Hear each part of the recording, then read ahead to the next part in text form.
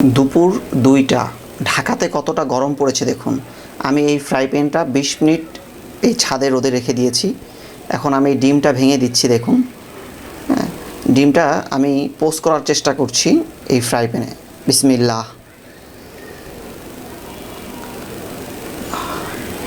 আপনারা দেখছেন যে ডিমটা কিন্তু এত গরম যে এই 20 মিনিট এত গরম হয়েছে যে ডিমটা কিন্তু পোস্ট হয়ে যাচ্ছে। হ্যাঁ, এবং 2-3 দিন ধরে আমার মনে একটা প্রশ্ন ঘুরছে। আমি সোশ্যাল মিডিয়াতে দেখেছি যে অনেকেই এখন এই তীব্র রোদের মধ্যে গাছ লাগাচ্ছে। আমি তাদেরকে সাধুবাদ জানাই, খুব ভালো একটি উদ্যোগ।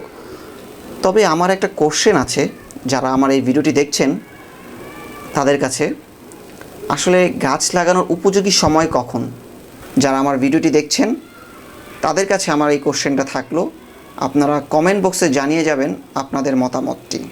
আপনারা দেখছেন যে এই 20 মিনিট আমি যে ফ্রাই প্যানটা রেখেছিলাম রোদে, ডিমটা কিন্তু একদম মানে পোস্ট হয়ে গেছে।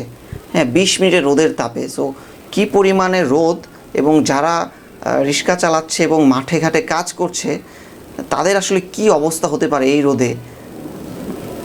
ধন্যবাদ দর্শক যারা আমাদের সাথে এতক্ষণ ভিডিওটি দেখলেন।